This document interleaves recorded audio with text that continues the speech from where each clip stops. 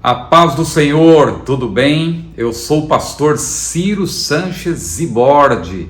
Seja bem-vindo ao meu canal.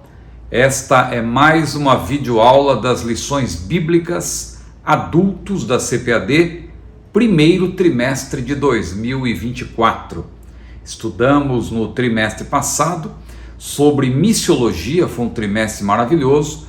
E agora estamos iniciando o ano com um trimestre eclesiológico, um estudo sobre a igreja, o corpo de Cristo, origem, natureza, vocação da igreja no mundo.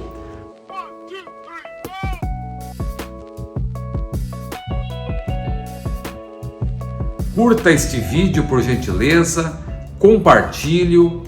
Inscreva-se, porque isso nos ajuda bastante. Estamos aí chegando, se Deus quiser, a 100 mil inscritos. E também nós abrimos recentemente um grupo de membros. Já tem vários irmãos fazendo parte. Eu quero até agradecer pelo carinho, pela demonstração de apreço e apoio para o nosso canal. Claro que nós oferecemos também alguns benefícios. E um deles, o principal, é o estudo que nós elaboramos para apresentar cada lição. Fica à disposição antecipadamente dos irmãos que são membros do canal. Aliás, só eles têm acesso a esse esboço, o estudo, para melhor se prepararem. No caso dos professores, eu creio que é uma boa ajuda. Muito bem, então quem desejar inscrever-se e também tornar-se membro desse canal, é só clicar no botão Seja Membro ou no link que está aqui na descrição desse canal. Se você clicar nele, você também vai direto para ali a parte de membros e você vê ali a condição. Com uma pequena ajuda, você pode ser membro do nosso canal. Muito bem, a lição de hoje, a natureza da igreja, será estudada presencialmente, se Deus quiser, se Jesus não voltar até lá, no dia 21 de janeiro deste ano. Então é a lição 3, a natureza da igreja, que tem como texto áureo 1 aos Coríntios, capítulo 12, versículo 12. Porque assim como o corpo é um e tem muitos membros, e todos os membros, sendo muitos, são um só corpo, assim é Cristo também. Cristo que é, claro, a cabeça deste corpo, a cabeça da igreja.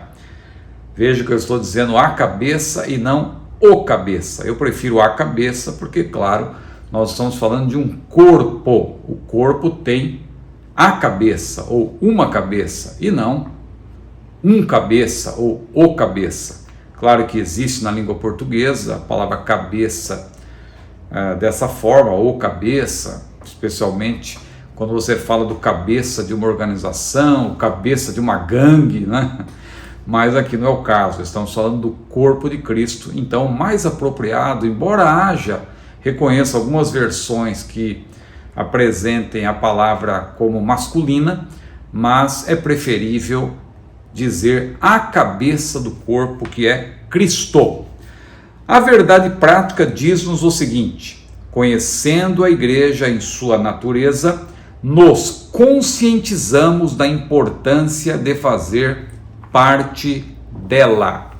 Aí está então a leitura da verdade prática, fizemos também a leitura do texto áureo e vamos então começar propriamente o estudo dessa lição maravilhosa, baseada no texto bíblico de 1 Coríntios, capítulo 12, versículos 12 a 27. É uma perícope extensa, mas, claro, a lição não fica presa a ela, a outros pormenores, porém, na medida do possível, nós vamos, claro, manter-nos atentos ao que está nesta perícope, 1 Coríntios 12, versículos 12 a 27.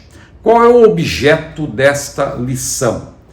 É, como está no título, a natureza da igreja, isto é, o seu caráter, que é, na verdade, a combinação específica de suas qualidades originais e constitucionais. As perguntas que esta lição se propõe a responder são as seguintes: como entender as dimensões universal e local da igreja? O que de fato caracteriza uma comunidade cristã? Falando aqui, claro, da igreja local. Como saber se uma igreja local ou uma denominação formam parte da igreja universal? Porque, como estudaremos hoje, como nós veremos, há uma diferença, claro, entre o corpo de Cristo, a igreja universal, a universal assembleia, como diz o autor de Hebreus, e uma igreja local ou uma denominação.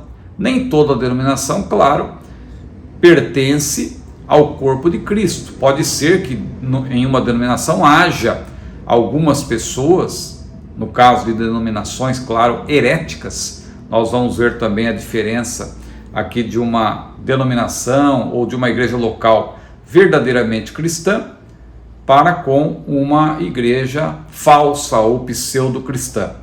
Como saber se uma igreja local ou uma denominação formam parte da igreja universal? Então, essas e outras perguntas serão respondidas nesta terceira lição.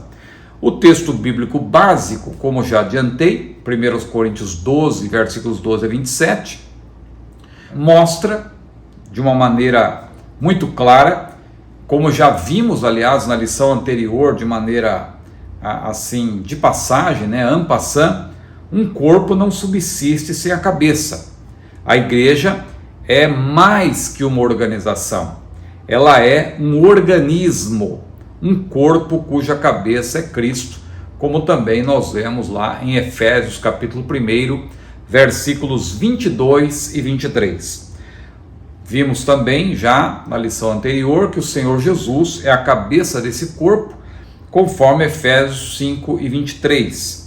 E no corpo de Cristo, como estudaremos hoje, deve haver harmonia e unidade. Todos os seus membros devem, portanto, cooperar para o seu bom funcionamento. Todos são importantes e necessários. Se um membro falhar, é claro que todo o corpo vai sofrer.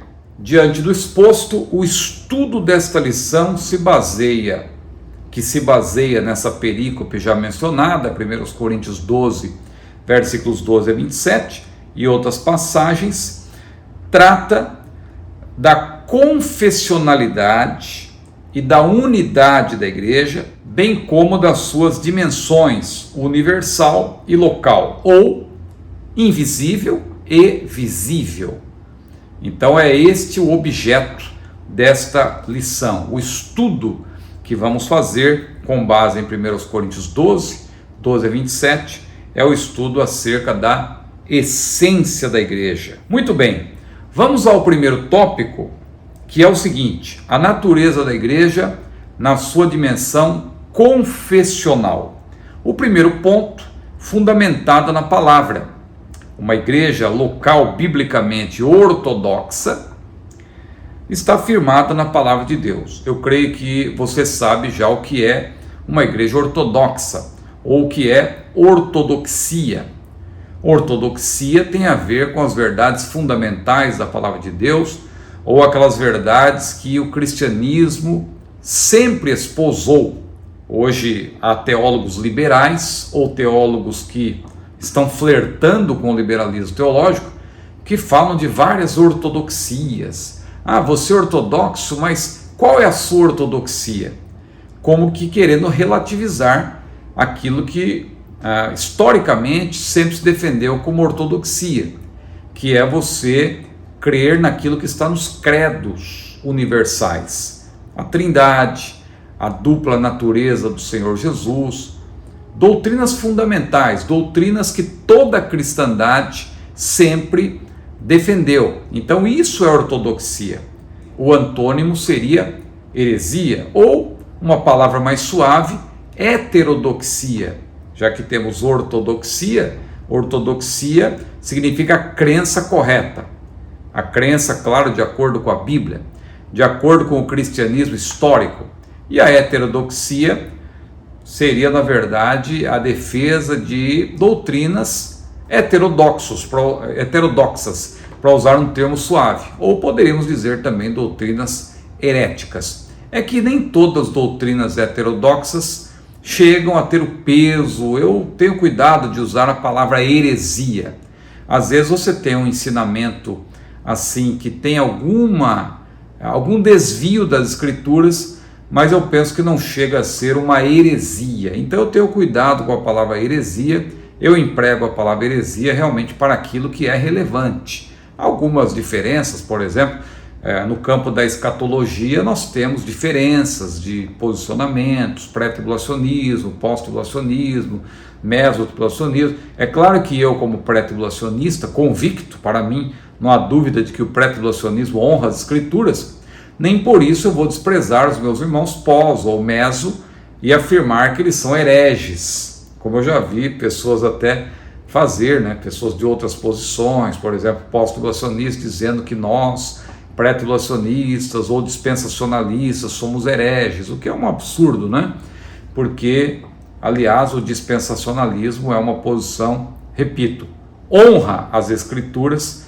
mas eu não quero aqui me alongar falando disso. Eu tenho playlists aqui no meu canal que tratam disso de maneira detalhada. A playlist dispensacionalismo, a playlist pré-tribulacionismo, tem também a playlist pós-tribulacionismo e a playlist meso-tribulacionismo, porque, modéstia à parte, eu estudo todas as posições escatológicas há mais de 30 anos. E eu tenho dito que quanto mais eu estudo, mais convicto na posição pré-tribulacionista eu estou. Ao contrário de alguns irmãos aí que, outro dia uma pessoa colocou um comentário aqui dizendo, eu era pré, mas eu assisti uma palestra e me tornei pós. Eu fico admirado disso, porque eu estudo há 30 anos e ninguém conseguiu me convencer do contrário. Eu assisto várias palestras de pós-tribulacionistas. Alguém, uma única palestra, mudou a cabeça. Isso me faz pensar que a pessoa nunca teve, na verdade, uma posição firme no pré-tribulacionismo, talvez nunca se aprofundou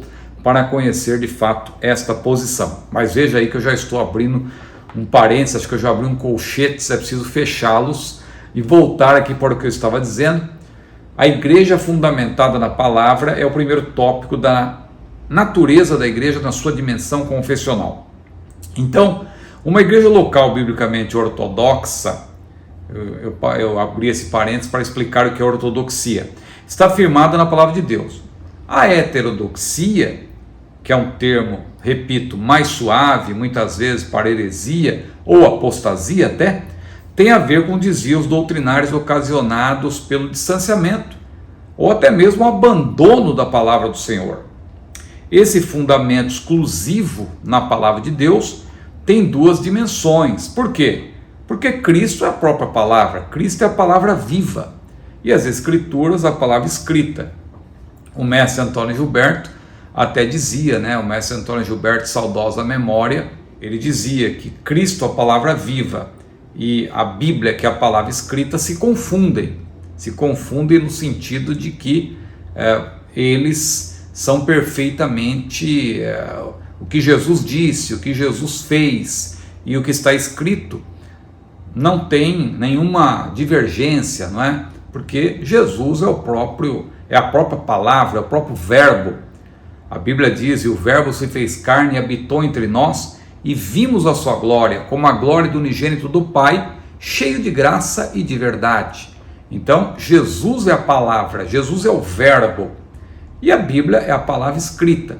É interessante que assim como Cristo, ele ao se fazer homem, ele, claro, não deixou de ser Deus, então nós temos aí a sua dupla natureza, o mistério da encarnação, o mistério da piedade, que é na verdade essa união, chamada em teologia de união hipostática.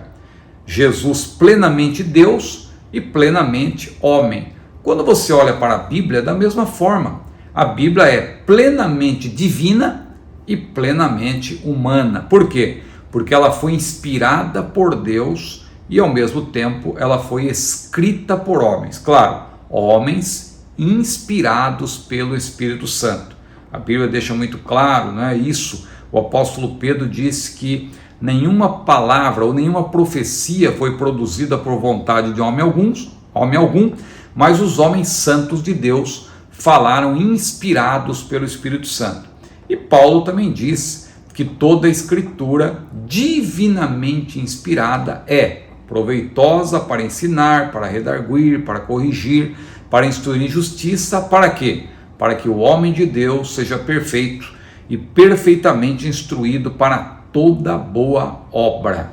Então, é importante nós entendermos isso, que uma igreja fundamentada na palavra é uma igreja cristocêntrica, porque ela está fundamentada em Cristo, que é a palavra viva. O verbo que se fez carne habitou entre nós, e a Bíblia diz, e vimos a sua glória, como a glória do unigênito do Pai, cheio de graça e de verdade.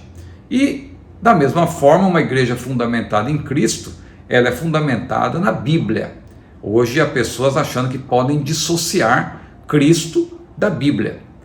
Tem alguém por aí dizendo que a sua chave hermenêutica é Jesus, e despreza o que Paulo disse, despreza partes da Bíblia, dizendo que não, a minha chave hermenêutica é Jesus. Não, meu irmão, tudo bem, se você quiser que a sua chave hermenêutica seja Jesus, eu concordo, desde que você não desconecte Jesus de toda a Bíblia, porque Paulo falou sobre Cristo inspirado pelo Espírito Santo, ele não falou de si mesmo. Então, é importante você observar isso. Se o Deus homem é o verbo divino, que se humanizou, a Bíblia também tem essas duas naturezas que formam uma união hipostática, divina e humana. Ela foi inspirada por Deus, mas escrita por homens. Por isso, uma igreja fundamentada nas Escrituras é, sem nenhuma dúvida, cristocêntrica. Cristo é o centro. Jesus Cristo é o centro de tudo que se diz e tudo que se faz em uma igreja local verdadeiramente cristã. Uma igreja cristã, parece óbvio dizer isso, mas a gente tem que repetir, uma igreja cristã, é claro, ela é cristocêntrica. Há muitas igrejas que se dizem cristãs, mas quando você vai examinar ali a sua liturgia e sobretudo o seu credo doutrinário, você vê que é uma igreja pseudo-cristã, uma igreja que não subscreve sequer os credos universais, não está de acordo com a Bíblia. Então nós temos que estar bem atentos a tudo isso. Mas um segundo ponto neste primeiro tópico, habitada pelo Espírito. Além de fundamentada na palavra, uma igreja cristã, ela também é habitada pelo Espírito. A igreja universal que abarca, veja, quando eu falo da igreja universal aqui, não estou falando da denominação, estou falando da igreja como corpo de Cristo, a igreja universal, a universal assembleia, formada por todos os salvos de todas as épocas. Então, a igreja universal que abarca cada membro das igrejas locais, verdadeiramente salvos, é a habitação do Espírito Santo. Embora seja ele a força motriz da igreja, desde o dia de Pentecostes, quando ele ali, em cumprimento da profecia de Joel e também profecia de João Batista e do próprio Senhor Jesus, ficar em Jerusalém até que do alto sejais revestidos de poder, ali o Espírito Santo veio para habitar na igreja e para ser a força motriz dessa igreja. Agora, quando nós dizemos que o Espírito Santo é a força motriz, não quer dizer que ele seja de fato uma força, como dizem as testemunhas de Jeová, porque as testemunhas de Jeová negam que o Espírito Santo é uma pessoa. Para elas, o Espírito Santo é simplesmente uma força motriz. Aqui nessa força de expressão de que ele é uma força motriz, de que ele que impulsiona a igreja, não quer dizer que ele não seja uma pessoa. Lembre-se sempre das palavras de Pedro a Ananias. Ananias, capítulo 5 de Atos. Por que encheu Satanás o teu coração para que mentisses ao Espírito Santo? Veja, para que mentisses ao Espírito Santo. Você só pode mentir a uma pessoa. Você não pode mentir a um animal, porque o animal não tem condições de saber o que é uma verdade e uma mentira. Você não pode mentir a um objeto, porque um objeto não é ali um ser consciente, racional. Você só pode mentir a uma pessoa. Então está claro que o Espírito Santo é uma pessoa. Então Pedro disse a Ananias: Ananias, por que Satanás encheu teu coração para que mentisses ao Espírito Santo? Agora veja o que diz o versículo 4, Atos capítulo 5, versículo 4. Não mentiste aos homens, mas mentiste a Deus. Aí está mais uma vez a prova de que o Espírito Santo é uma pessoa e também é Deus. Ele não é simplesmente uma força motriz. Agora, o autor aqui chama, claro, o Espírito Santo de força motriz, evidentemente para falar da obra que o Espírito Santo realiza, impulsionando a igreja a fazer a obra ligada à grande comissão. E a própria obra do Espírito Santo é uma obra multifacetada, porque abarca várias ministrações. O autor menciona aí desde a conversão. Se houvesse tempo, eu não vou aqui abordar cada um desses pontos, mas eu deixei no meu roteiro para que você que é membro do meu canal possa desenvolver, claro, na classe. Você que é professor, tendo tempo, faça isso, vai ser muito bom. Eu coloquei aqui, por exemplo, vai aparecer aqui na tela também, para você que não é membro também ter conhecimento, mas quem é membro vai receber esse esboço. Aliás, já está lá na parte de membros, na comunidade aqui no meu canal. Então veja aí, o novo nascimento, que começa, claro, com uma ação persuasiva do Espírito Santo, porque é ele que convence o pecador do pecado, da justiça e do juízo. Disse Jesus: do pecado, porque não crê em mim; da justiça, porque vou para o meu Pai e não me vereis mais; e do juízo, porque já o príncipe deste mundo está julgado. Então, o novo nascimento, você tem também a habitação no crente. O mesmo Espírito testifica com o nosso espírito que nós somos filhos de Deus. Também aí, além da habitação, portanto, o testemunho de que somos filhos de Deus. A fé para a salvação, claro, a fé então é comunicada, não é? Para a salvação, porque a fé pelo ouvir e ouvir pela palavra de Deus, mas essa fé ela permanece com o salvo, que dando ele lugar ao Espírito Santo, claro, esta fé crescerá, porque a fé não é uma virtude estática, a fé é uma virtude dinâmica. Por isso que a Bíblia fala de sem fé é impossível agradar a Deus. A Bíblia menciona pouca fé, grande fé, homem cheio de fé, como é o caso de Estevão, porque a fé é dinâmica e essa fé também é comunicada, aperfeiçoada pelo Espírito Santo. A santificação posicional do crente, porque nós estamos em Cristo. O batismo do ou pelo Espírito, que nós abordamos na primeira lição, não é? O batismo que tem o Espírito Santo como agente. Ele, claro, é o agente, então é ele que batiza o salvo no corpo de Cristo.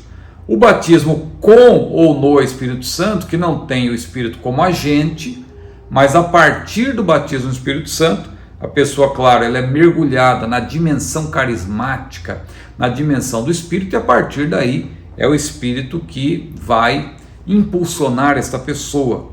E o fruto do Espírito também, que já está presente desde a conversão, e assim por diante, a santificação progressiva, tem a santificação posicional. Aliás, a santificação tem 3 aspectos. No passado ela é posicional, estamos em Cristo. No presente ela é progressiva, seguir a paz com todos é a santificação, sem a qual ninguém verá o Senhor. Quem é puro, diz a Bíblia, purifique-se ainda. E tem também no futuro o aspecto perfectivo, porque, claro, nós seremos santos no sentido de que o pecado estará ausente. Hoje o pecado não tem domínio sobre vós, nós que andamos sobre nós, não é? Nós que andamos em santidade, o pecado não tem domínio sobre nós, mas o pecado ainda está presente no nosso corpo mortal. Quando houver o arrebatamento da igreja, a Bíblia diz que aquilo que é mortal se revestirá da imortalidade, o que é corruptível se revestirá da incorruptibilidade, e nós, claro, estaremos santos no sentido, seremos santos no sentido perfectivo.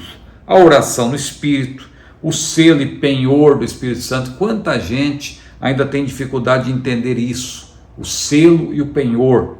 O selo que era usado para designar a posse sobre algum objeto ou coisa, indicava propriedade particular, segurança e garantia. Então, é isso que significa o Espírito Santo em nós. Não vá confundir o selo do Espírito com o batismo no Espírito. O selo e o penhor, claro, falam do Espírito Santo em nós. E o batismo no Espírito Santo fala de nós mergulhados no Espírito. É como um copo com água, já tem água no copo. Mas quando você pega esse copo que já tem água e mergulha esse copo no outro recipiente, claro, a água está no copo e o copo está dentro d'água.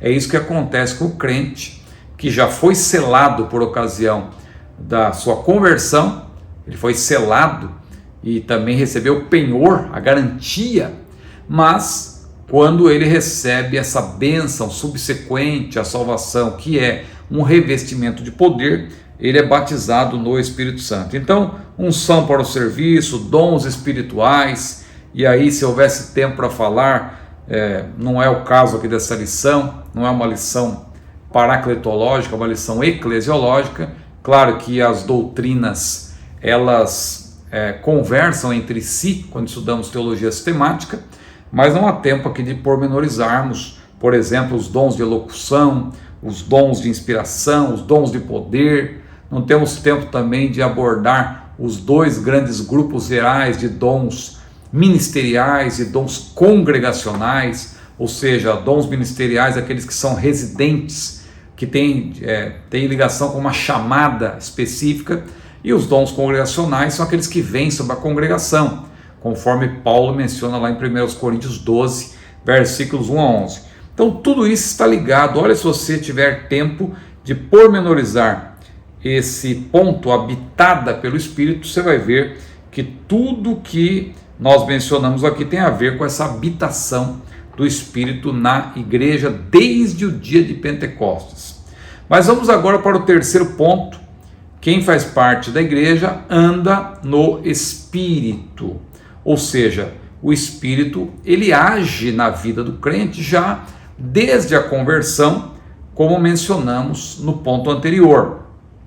Agora, é bom dizer, falando aqui um pouco da história, porque a gente está, claro, aqui abordando a doutrina do ponto de vista bíblico, mas também, historicamente falando, a doutrina pentecostal aqui que estamos mencionando, da habitação do Espírito na igreja ou na vida do crente, até desde a conversão, claro, tem a ver com aquilo que um homem chamado William Durham, de Chicago, sistematizou. É a chamada bênção, é a chamada doutrina, da obra consumada, que difere um pouco daquilo que era pregado na Rua Azusa. É muito comum dizer-se que a Assembleia de Deus começou na Rua Azusa, que Daniel Berg e Gunnar Wingre passaram por lá, mas quem estuda com cuidado a história da Assembleia de Deus sabe que Gunnar Wingre e Daniel Berg não passaram pela Rua Azusa. Claro que a Rua Azusa foi um centro difusor do movimento pentecostal. Só que lá prevalecia algo que era conhecido como terceiro bencismo. Por quê? Porque eles criam, como Wesley, que a pessoa mesmo salva, ela precisava de uma segunda bênção, uma bênção de santificação, que praticamente era para confirmar a salvação. E aí, Wesley não cria, como nós, no batismo no Espírito Santo, com a evidência de falar em línguas, mas ele cria num batismo de poder. Então, o terceiro bencismo, que prevalecia na Rua Azusa, ali William Seymour, que era ali o principal propagador, que havia aprendido por sua vez com Charles Fox Parham, lá de Topeka, capital do Kansas, né? Então, William Seymour, ele cria no terceiro bencismo. Então a pessoa era salva, depois precisava de uma segunda bênção, praticamente para confirmar a salvação, e aí o batismo de poder com a evidência em línguas, que eles já criam assim, vinha como uma terceira bênção. Por isso que se fala de terceiro bencismo. William Durham, de Chicago, foi batizado no Espírito Santo na Rua Azusa, mas ele estudou de maneira mais pormenorizada a Bíblia e ele percebeu que desde a conversão o Espírito Santo já está presente, o fruto do Espírito. Não é necessário buscar uma segunda bênção. E também o batismo no Espírito Santo não é uma bênção dramática como é a salvação, a ponto de ser chamada de uma segunda bênção, uma segunda obra da graça. Então, a partir dali já começou-se a deixar de lado esses termos, segunda bênção, terceira bênção, para não gerar confusão. Claro que você pode chamar o batismo no Espírito Santo de uma bênção subsequente, uma segunda bênção, por assim dizer, mas não dramática como é a salvação. Então, o William Durham de Chicago foi que influenciou o Narvingre e Daniel Berger, porque eles passaram por Chicago. E quando eles vieram para o Brasil, claro que depois o William Durham veio a falecer, ele morreu muito cedo, ele morreu em 1912, precocemente, mas ele tinha rompido com William Seymour de Los Angeles, lá da Rua Azusa, por conta desse ponto doutrinário, né? A história diz, inclusive, que William Durham foi pregar numa ocasião lá na Rua Azusa, quando William Seymour estava viajando, e William Durham pregou a nova doutrina, que era diferente do terceiro bencismo, e quando William Seymour ficou sabendo, ele ficou muito incomodado, e a partir de então, William Durham de Chicago não pregou mais na Rua Azusa. Acabou morrendo muito cedo, repito, mas o que prevaleceu aqui para o Brasil foi mesmo a sistematização feita por William Durham. Nós devemos muito a William Durham, porque hoje, claro, estudando, debruçando sobre a Bíblia, nós entendemos que o William Durham tem razão, né? Porque a obra santificadora do Espírito começa desde a conversão. Não há necessidade da busca de uma segunda bênção. Mas aí está então um pouco de história, mas nós vamos avançar agora para o segundo tópico. Tudo isso está aqui no nosso roteiro. Mas olha o segundo tópico, para quem é membro, né? Você vai receber o roteiro que apareceu aí na tela. Está aparecendo algumas partes aqui nesse vídeo. Segundo tópico, a natureza da igreja nas suas dimensões local e universal. Então, primeiro ponto, local e visível. A definição de eclesia, você já sabe, esse termo grego literalmente significa assembleia por convocação. Por que assembleia por convocação? Porque a palavra eclesia, ela é formada pela preposição ek ou ex, que indica um movimento de dentro para fora. Por exemplo, aparece em exegese. Exegese, aliás, que se fosse citar, usar uma pronúncia mais próxima do grego, seria exegese, não é? Porque fala do movimento de dentro para fora. Então, em eclesia, veja, eclesia vem na verdade de klesis, né?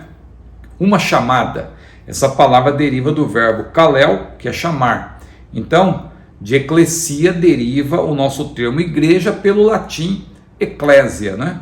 Eclésia vem do grego ecclesia, e a nossa palavra igreja, que no italiano é chiesa, no francês é église, só no inglês é diferente porque tem outra influência, né?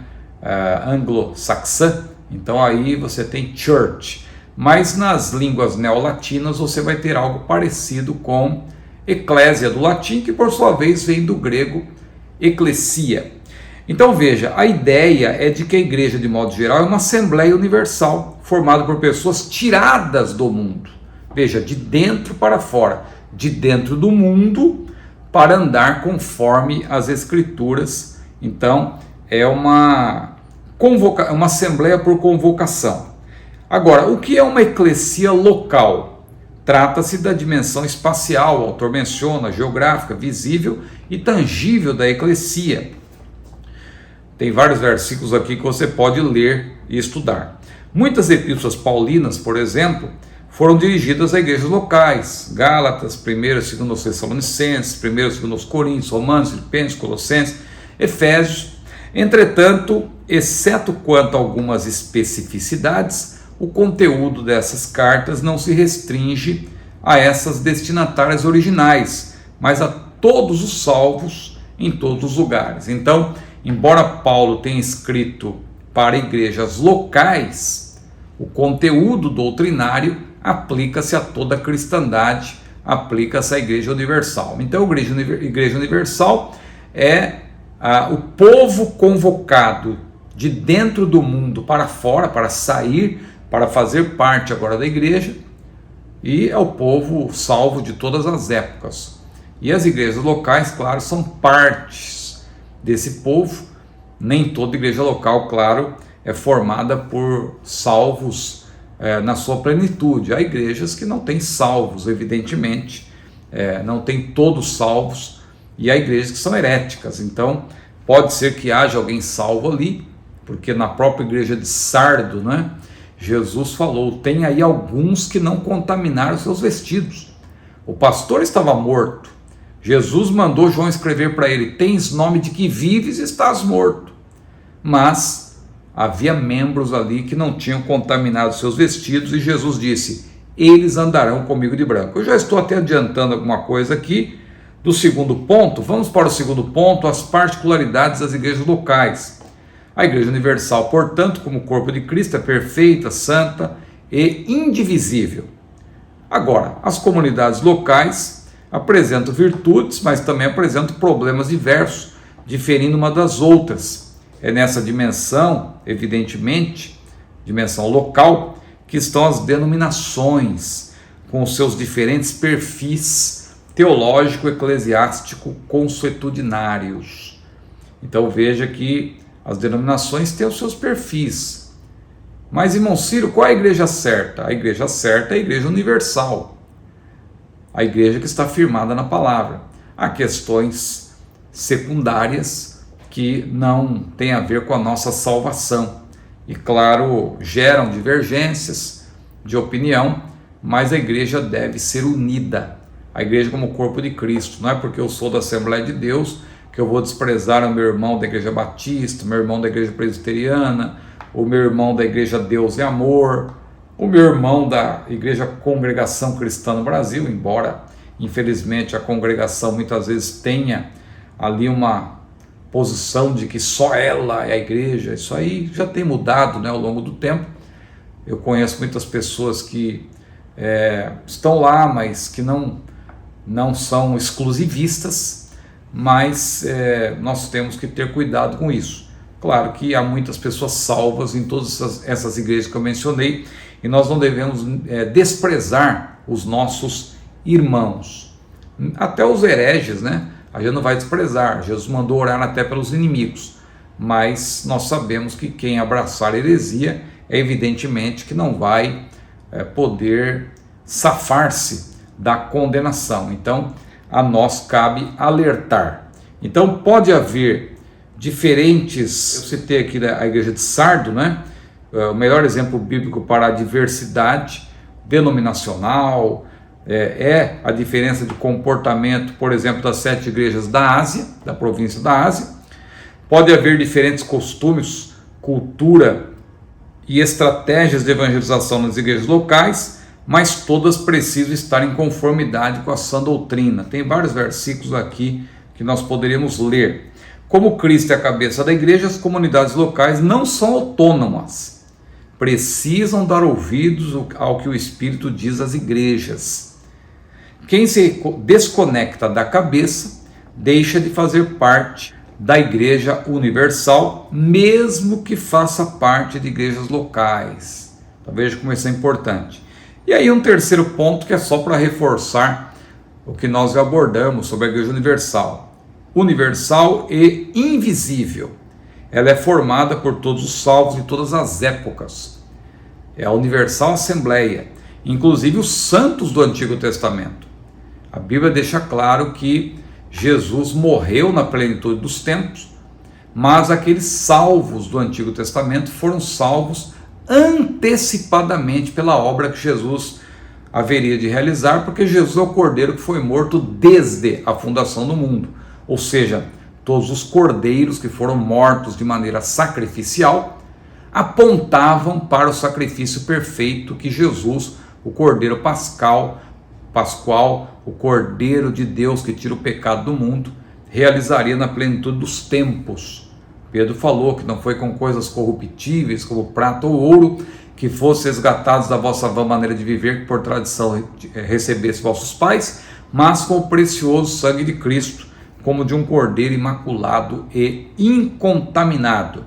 Então a Igreja Universal ela é diversa, formada por todos os salvos, todas as épocas. No arrebatamento da Igreja, todos ressuscitarão. Se você tiver dúvida ainda sobre isso, eu tenho uma playlist aqui no meu canal importante, que é a playlist Ressurreições. Você vai ver ali a fundamentação clara pela qual eu abordo por que os salvos do Antigo Testamento, Abraão, Moisés e tantos outros, vão ressuscitar no arrebatamento da igreja, e não depois, como alguns irmãos de outra tradição defendem. Então, a Igreja Universal é diversa, mas quando uma denominação se considera a única verdadeira, desprezando as outras comunidades ligadas à cabeça por causa de questões secundárias, está no caminho de se tornar uma seita. Então fico alerta aqui para aquelas igrejas, aqueles líderes que são exclusivistas, é só a nossa igreja. Cuidado, meu irmão. Você pode ter críticas à Assembleia de Deus, você pode ter críticas à Igreja Presbiteriana, você pode criticar a Igreja Batista, a Igreja Metodista, a Igreja Avivamento Bíblico, você pode ter crítica, mas não queira fechar a porta da salvação ou da graça para os seus irmãos, porque o próprio Deus não faz isso. Não podemos achar que questões secundárias são suficientes ou são tão relevantes a ponto de nós considerarmos que apenas um pequeno grupo. Claro que a porta é estreita, mas o Senhor vai salvar muita gente de todas as denominações, claro, denominações cristocêntricas. Não estou falando de denominações heréticas, mas denominações bíblicas, cristocêntricas, que podem ter questões secundárias diferentes da nossa posição, mas que não deixam de ser congregações verdadeiramente cristãs. Vamos agora para o terceiro tópico, a igreja na sua dimensão comunitária. Na analogia pela qual o apóstolo Paulo compara a igreja ao corpo humano, algumas verdades se destacam. Eu creio que aqui é o local mais conveniente, é o ponto mais conveniente dessa lição para fazermos uma abordagem, ainda que panorâmica, do texto bíblico da lição, 1 Coríntios 12 a 27. Se você puder fazer isso na classe, vai ser muito bom. Então aqui você tem o primeiro ponto, a igreja é una. Você pode destacar nesse ponto, você que é professor, que ela é um organismo, como está lá em 1 Coríntios 12, versículo 12, ou seja, ela é indivisível no caso da Igreja Universal, porque o corpo é um, disse Paulo, e tem muitos membros, e todos os membros, sendo muitos, são um só corpo, assim é Cristo também. Como corpo humano, a igreja reflete tanto unidade quanto diversidade. Quanto à igreja local, só é uma igreja verdadeiramente cristã quando se opõe a qualquer divisão, evitando partidarismo, preferências e exclusivismo. Aqui tem o versículo 13, que se você puder explicar, você que é professor, é importante também, porque ele destaca que os membros da igreja foram batizados pelo Espírito no corpo de Cristo. Alguns teólogos aí, para ajustar na Bíblia a sua posição, têm dito que aí o papel do Espírito não tem a ver com agência, ou seja, como se ele não fosse o agente desse batismo, querendo na verdade usar esse texto de 1 Coríntios 12, versículo 13, querendo associá-lo a Mateus 3:11, por exemplo, que é um texto que fala do batismo no Espírito, cujo agente é Cristo. Não. Eu deixei claro aí, você que tem o meu roteiro, você que é membro do meu canal, e você que não é membro, mas está vendo aí na tela, veja, alguns teólogos dizem que aqui a preposição grega em diz respeito a meio instrumento, nada tem a ver com agência. Entretanto, claro está, eu vou ler aqui para ter poder de síntese, claro está que a frase, todos nós fomos batizados em um Espírito, formando um corpo, denota que ele é o agente, sim, ele é o agente desse batismo do novo convertido do corpo de Cristo. Portanto, esse batismo não pode ser o mesmo de Mateus 3:11, o qual tem Cristo como agente. O segundo ponto, unidade na igreja. No corpo de Cristo, cada membro tem a sua importância. 1 Coríntios 12, 14 a 19, é uma perícope que mostra isso. Para que o corpo seja corpo, precisa ter vários membros, é claro. Não existe corpo de um membro só. Não é possível que todos os salvos tenham o mesmo dom, já que Deus colocou, olha o versículo 18, os membros no corpo, cada um deles como quis. Além disso, é absolutamente errado imaginar que haja membros desnecessários. Todos são importantes, pois se todos fossem um só membro, onde estaria o corpo? Pergunta Paulo no versículo 19. Como todos são importantes do corpo de Cristo, precisa haver entre eles um mesmo sentimento, de sorte que haja em vós o mesmo sentimento. E Paulo destaca isso em Filipenses 2, no versículo 2 e também no versículo 5, naquela passagem emblemática, de sorte que haja em vós o mesmo sentimento que houve em Cristo Jesus, que sendo em forma de Deus, não teve por usurpação ser igual a Deus, mas aniquilou-se a si mesmo, tomando a forma de servo, fazendo-se semelhante aos homens, e achado na forma de homem, humilhou-se a si mesmo, sendo obediente até a morte e morte de cruz, pelo que também Deus o exaltou soberanamente e lhe deu o nome que é sobre todo nome, para que ao nome de Jesus todos os joelhos dos que estão no céu, dos que estão na terra e debaixo da terra se dobrem e toda língua confesse que Jesus Cristo é o Senhor, para a glória de Deus Pai. Você ainda não decorou essa passagem? Se não decorou, esforce-se para fazer isso. Filipenses 2, versículos 5 a 11, é um texto maravilhoso. Nenhum membro é independente do corpo de Cristo. Embora haja muitos membros, só existe um corpo. E ninguém deve se sentir superior a ponto de pensar que não precisa da comunidade cristã. E o terceiro e último ponto, diversidade na unidade. Veja o versículo 22, que mostra que até mesmo os membros do corpo, estou falando de 1 Coríntios 12, versículo 22, até mesmo os membros do corpo, que parecem ser os mais fracos, são necessários. Então, olha como é importante essa diversidade, mas tem que haver unidade. Não deve haver divisão do corpo, pois o que o corpo sente ou experimenta depende do que cada membro do corpo sente ou experimenta. Versículos 25 e 26. Não pode haver desconexão. Os membros têm que estar unidos. Quando um sofre, todos sofrem. Quando um se alegra, todos se alegram. Ainda que Deus saiba quem são os fiéis, em uma igreja local, todo o corpo sofre quando alguém se porta de modo inconveniente. E é o que estava acontecendo, eu já citei, lá na igreja de Sardo, cujo pastor estava morto, mas Deus sabia que lá tinha os fiéis. Mas por causa do pastor e a maioria, que ali fica claro que havia poucos que eram fiéis, a maioria estava fora da vontade de Deus, então toda a comunidade estava sofrendo. Amém? Então, concluindo, em 1 Coríntios 12, versículo 27, que é o último, se enfatiza ainda que, de modo sucinto, a unidade na diversidade. Paulo disse: ora, vós sois o corpo de Cristo e seus membros em particular. Mas é bom que se diga, essa comunidade de essência e de propósito, comparável ao que existe na Trindade divina ou na Triunidade divina, não deve ser confundida com uniformidade. Então, unidade na diversidade não é o mesmo que uniformidade. Você vai ter, claro, vários perfis teológico, eclesiástico, consuetudinários. Claro que essa parte teológica não deveria variar tanto, mas há também variações. Claro que a teologia presbiteriana não é a mesma teologia espousada pela Assembleia de Deus, por exemplo, mas no que tange às doutrinas fundamentais, nós somos irmãos, cremos que a salvação é pela graça, cremos que o Espírito Santo é Deus, é uma pessoa, cremos na dupla natureza do Senhor Jesus, cremos que Jesus vai voltar, embora haja divergência ao modo, de como isso vai acontecer, se é antes, se é durante, se é depois do período tribulacional, mas somos todos irmãos e deve haver unidade mesmo na diversidade. Está certo? Vamos terminando por aqui. Que Deus abençoe a sua vida.